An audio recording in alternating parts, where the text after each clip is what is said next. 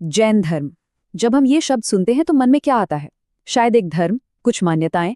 पर क्या ये सिर्फ इतना ही है? नहीं, ये उससे कहीं ज्यादा है। ये तो एक पूरी की पूरी सभ्यता का ब्लूप्रिंट है। तो आज चलिए इसी नींव को, इसके आर्किटेक्ट को और इस पर चलने के तरीके को थोड़ा और करीब से जानते हैं। जरा सोचिए, अगर हमें बिल्कुल शुरुआत से मतलब स्क्रैच से एक समाज बनाना हो तो कहाँ से शुरू करेंगे? क्या क्या जरूरी होगा? ये सवाल सुनने में जितना बड़ा है ना, इसका जवाब उतना ही दिलचस्प है। और ये जवाब हमें ले जाता है भगवान आदिनाथ की कहानी तक। वो सिर्फ एक आध्यात्मिक गुरु नहीं थे, बल्कि उन्हें एक पूरी सामाजिक व्यवस्था का आर्किटेक्ट माना जाता है। तो कहानी का पहला अध्याय खुलता है पहले शिक्षक के साथ। जी हाँ, हम बात कर रहे हैं भगवान आदिनाथ की, जिन्हें ऋषभ देव के नाम से भी जाना जाता है। वो इस युग के 24 महान तीर्थंकरों में से सबसे पहले थे और उनकी कहानी ठीक उस वक्त शुरू होती है जब इंसानियत को एक नई राह, एक नई दिशा की सख्त जरूरत थी। तो आदिनाथ को एक नैतिक और आध्यात्मिक सभ्यता का आर्किटेक्ट क्यों कहा जाता है? देखिए, बात उस समय की है जब लोगों को मेहनत करने की जरूरत ही नहीं थी। ऐसा माना जाता है कि कल्प वृक्ष नाम के जादुई पेड़ थे जो उनकी हर जरूरत पूरी कर देते थे। लेकिन जब वो पेड़ धीरे धीरे खत्म होने लगे तो समाज में अफरा तफरी मच गई। और ठीक इसी मोड़ पर भगवान आदिनाथ ने आकर समाज को एक व्यवस्थित तरीके से जीना सिखाया। और जानते हैं, उनका योगदान सिर्फ आध्यात्मिक ज्ञान तक सीमित नहीं था, वो बहुत प्रैक्टिकल था। उन्होंने समाज को वो 6 हुनर सिखाए जो किसी भी सिविलाइजेशन के लिए जरूरी होते हैं। असी यानी रक्षा के लिए हथियार, मसी यानी लिखने की कला, कृषि खेतीबाड़ी, विद्या यानी शिक्षा, वाणिज्य मतलब ट्रेड और बिजनेस, और शिल्प यानी क्राफ्ट्समैनशिप। आप देखें तो ये एक फंक्शनल आत्मनिर्भर समाज की नींव है जो उन्होंने ही रखी। एक राजा जिसने एक पूरा समाज खड़ा कर दिया। लेकिन कहानी यहीं खत्म नहीं होती। असल में यहां से कहानी एक बहुत ही नाटकीय मोड़ लेती है। ये कहानी है एक राजा के महान त्याग की, अपने ही बनाए हुए संसार को छोड़ देने की।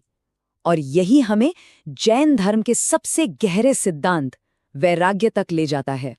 उनकी जिंदगी का सफर देखें तो ये किसी फिल्म की कहानी से कम नहीं है। पहले वो एक राजा थे जिन्होंने सब कुछ बनाया, एक सामाजिक व्यवस्था स्थापित की। फिर एक दिन एक ऐसी घटना हुई जिसने सब बदल दिया। उन्होंने नीलांजना नाम की एक अप्सरा को नाचते हुए देखा और नाचते नाचते ही उसकी मृत्यु हो गई। बस वो एक पल काफी था। उन्हें दुनिया की नश्वरता का एहसास हो गया कि सब कुछ कितना क्षणिक है, और उन्होंने राजपाट, परिवार, सब कुछ त्याग दिया। इसके बाद जो शुरू हुआ वो थी 1000 साल की कठोर तपस्या। और इसी तपस्या के बाद उन्हें केवल ज्ञान मिला, यानी परम सत्य का अनुभव हुआ। और आखिर में कैलाश पर्वत पर उन्हें निर्वाण मिला। वो जन्म और मृत्यु के इस चक्र से हमेशा के लिए आजाद हो गए। 1000 साल, बस एक पल के लिए इस नंबर के बारे में सोचिए। 1000 साल। हम लोग तो कुछ साल भी किसी एक चीज पर टिक नहीं पाते हैं ना। और उन्होंने परम ज्ञान को पाने के लिए 1000 साल तक तपस्या की। ये जो समर्पण है ना, ये सच में हमारी कल्पना से भी परे है। तो अब सवाल ये उठता है कि भगवान आदिनाथ के इस हैरतअंगेज सफर से हम आज क्या सीख सकते हैं? उनके अनुयायी इस रास्ते पर कैसे चलते हैं? जवाब मिलता है पूजा की प्रैक्टिस में। पर रुकिए, जैन धर्म में पूजा का मतलब वो बिल्कुल नहीं है जो शायद हम में से ज्यादातर लोग सोचते हैं। ये कुछ अलग है। और यही बात इसे सबसे खास बनाती है। जैन पूजा कुछ मांगने के लिए नहीं है कि भगवान मुझे ये दे दो, वो दे दो। नहीं, इसका मकसद है तीर्थंकरों के महान गुणों को याद करना, उनके त्याग, उनकी अहिंसा, उनके आत्मसंयम को याद करना, और फिर उन गुणों को अपने अंदर जगाने की कोशिश करना। तो ये एक तरह से सेल्फ इम्प्रूवमेंट का एक तरीका है, एक आध्यात्मिक एक्सरसाइज है। और इस सब का अंतिम लक्ष्य क्या है? अल्टीमेट गोल वो है तीर्थंकरों के दिखाए रास्ते पर चलना, ताकि इस दुनिया के दुखों से, इस आने जाने के चक्कर से हमेशा के लिए आज़ादी मिल सके, जिसे मोक्ष कहते हैं। तो पूजा उस रास्ते पर बने रहने के लिए एक रोज का रिमाइंडर है, एक रोज का अभ्यास।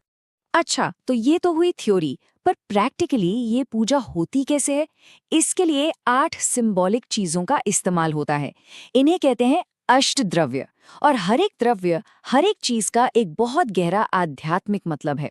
ये जो 8 चीजें हैं ना, ये सिर्फ चढ़ावा नहीं है, ये सब स्पिरिचुअल गोल्स के सिंबल हैं।